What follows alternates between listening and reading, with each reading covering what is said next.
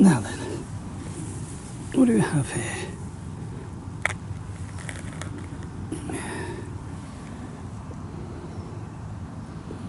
I think these are horse mushrooms, and we can see that there's a little bit of blush in here. The gills are very pink inside, and then on the top here we have the remnants of the cartwheel effect. Now we can see this cartwheel effect more on other mushrooms, and in my bag here I have one whereby you can see it to a greater extent, but it's still not really convincing. And so then I have another one, and this one here is not convincing either, because you'll see in a minute it's the where the membrane is going to be separating from the cap. I found one earlier. This is the one, and this one has just been almost broken off now. Now you can see that it's got this cartwheel in effect. Let me just bring that out. See that? Oh, it's clinging onto that skirt, all stringy. Right. Now here you can see that there's like a cogging going on, and this mushroom is the only mushroom that I'm aware of that's got this cogging going on, and so therefore that would be a horse mushroom. And so I'm just feeling some movement in my hoodie, and so I think somebody is waking up.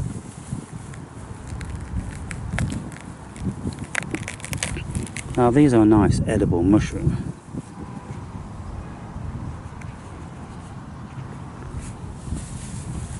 Almost at the point whereby they're going over, but still good to eat.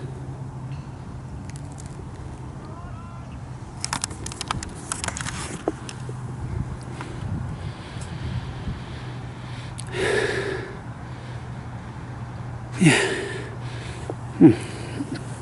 And pick this little baby one, that one there.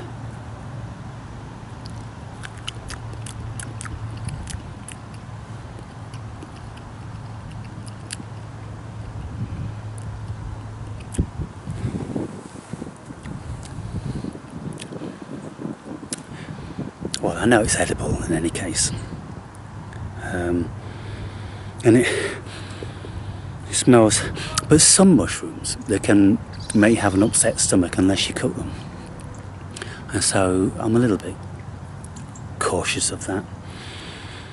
But so they have a whole bunch of them down there in different forms, and none of them are overtly staining yellow when I bruise them like this. If that was a poisonous one, then that would be yellow by now, but it's not, and so I don't have anything to worry about with these mushrooms. And so these will taste beautiful and sweet, and cook them whole. Look at that, isn't that wonderful? Now, to find an isolated mushroom like this, a white one, you wouldn't just be eating it, but because I'm finding it in a whole group of them, then I can be pretty well rested assured that it's not an amanita, destroying angel, or death cap, primarily because those mushrooms don't grow in grass at the side of the road, they grow in woodlands, and secondly, they have brown gills. You see, when they're mature like this, you can be sure, because it's not an amanita, it's not a death cap, or it's not a destroying angel, because those have white gills. But when you pick a mushroom like this and the gills aren't open, If you pick this in isolation, then you wouldn't be wise just to eat that mushroom without knowing what colour the gills were, and you'd need to know more information about it. But yeah, I'm going to take these, but first there's a whole bunch more up here, and you see, this is what people do. In their ignorance, they have to kick them to pieces whenever they come upon them. And so, usually they'll kick them over.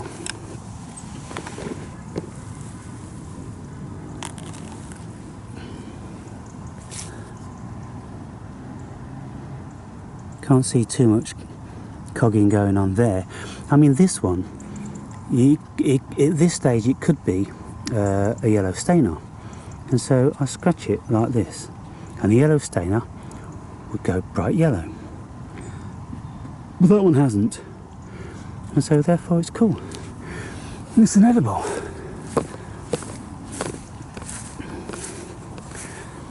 These here, they've gone over.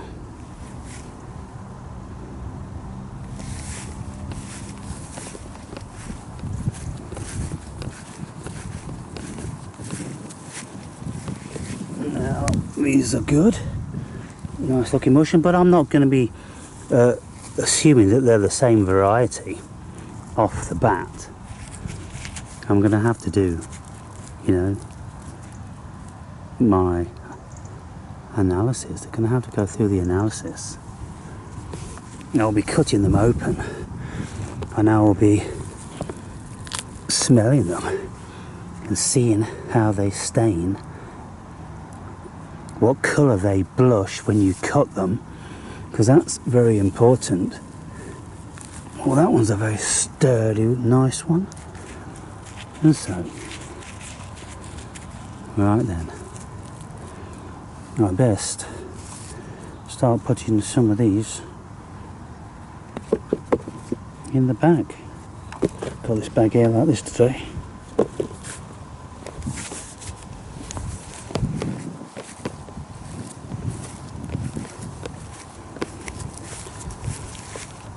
See, who just kicks them over? Well, that one's just been kicked over, you know, within an hour, you would think.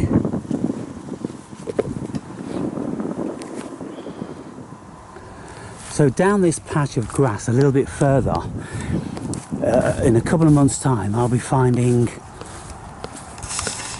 lots of blewit, field blewit mushrooms, and they're the most gorgeous mushroom you could ever taste, and they're very easy to distinguish from any other mushroom, and so they really are a delight. Now, yeah, put them in there. Look at all these babies. Wow. Gonna be so my daughter came around a couple of nights ago. She does sometimes when I cook, and we'd arranged that I would make an omelette, and so she went to see her mum first, and she said she'd come around to see her dad, and her mum says, "What are you eating?" And she says, "Omelette," and she starts laughing. "Oh, so you're going to be tripping then?" And so my daughter's like, "Dad, what sort of mushrooms you putting in this? You've not been foraging them yourself, have you?" I'm like, no, I bought these from the supermarket. Really? And I showed her the container from the fridge. Oh my God.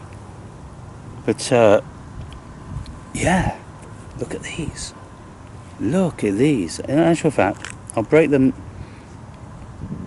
You see, I'm taking quite a lot because I don't know how many can survive by the time I've made it back, you see. When they're in this sort of condition, usually I put them in a Tupperware, but I've got my Tupperware filled already. And so, I put them in there, and that now is filled.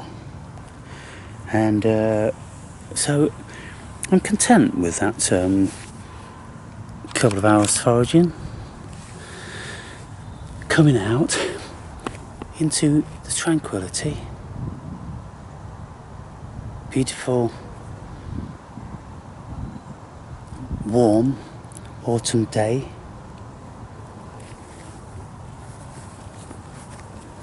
So as Providence gets bigger, I'll start taking it with me, you know, to the churchyards and things like that. And he'll be sitting here under my hair, and then, you know, when I bring him out, like for the first time today, he comes out and he's having a look around and a sniff around, and so he's starting to get a little bit frisky. But I think he's a while off before he's going to start wanting to run around. And I don't know, you know, to what extent he is going to want to run around, being so friendly with me, because all of that sort of stuff will be quite intimidating to him. But you see, I don't want him to be too intimidated by that, so I want to introduce him to trees and the earth again as quick as possible. And I just need to be sure he's not going to run away. I don't think he is at this stage. He's too young anyway, I can easily catch him. But when he starts to get really... he can't jump yet, you know, and when he wants to come to me, he's got to feel and touch the solidity before, you know, he doesn't know he can fly like a bird almost. But as soon as he learns that sort of stuff, well, I'm dealing with a different creature. So in this little wood here, over in the distance, I used to come here before all the growth was in front of that big tree at the back there, because there is 2 woodpecker nests, and one of them is a green woodpecker, or one year it was, and the other one was a red and black spotted woodpecker. So I would sit here with my binoculars, and you know, I would see them cleaning out their houses, you know, in the springtime, when they go into an old woodpecker's nest, they start doing some refurbishing, and so they'll, you know, knock it about and, you know, clear it out, and you see them, you know, throwing all the bits of sawdust out that they're chipping away, and all the old bedding, and then they'll start, you know, creating their new environments.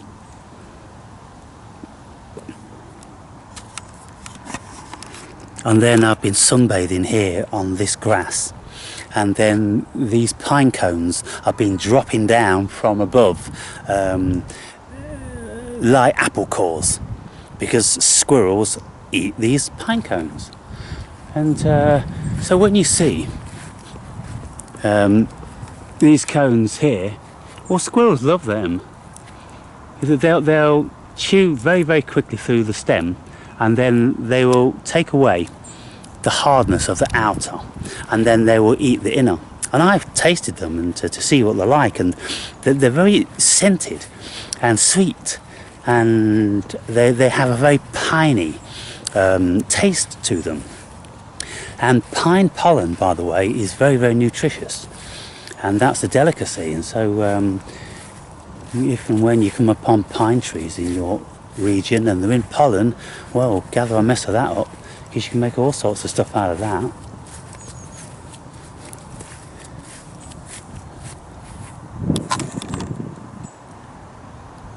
Nobody's about. Sunday, so it's a very tranquil affair.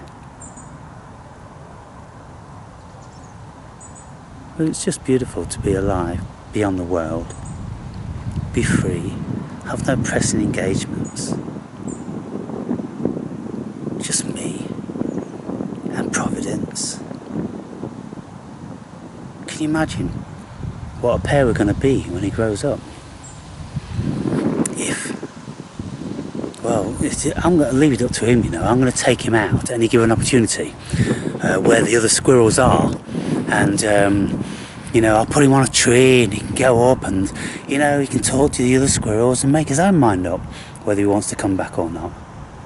Ideally he won't, you know. Ideally he'll you know, fit straight in, but some of them don't. I've seen videos where they just don't want to go out anymore. You put them out in a tree and they're just bolting straight back into the sofa. Oh my goodness.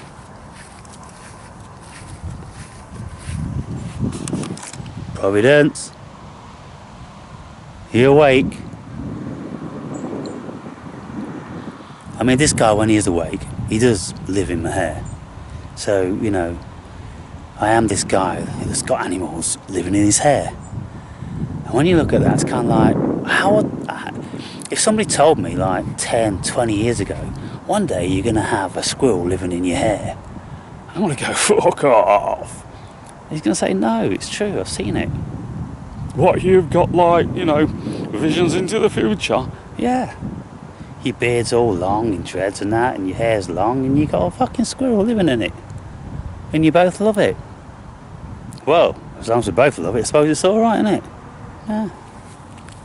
So I went to the supermarket earlier on, and the girl at the cashier, she looked, because the tail was hanging out beneath my hair here, and I don't know whether she thought, what's some sort of scarf or necklace, or he can't possibly have a live squirrel in his hair. So she didn't think that, but she looked at it, and I could see she thought, that's weird. Yeah, well, you know, you wait till you see his little face, you know, come out from when I'm just buying some milk and bread at the supermarket.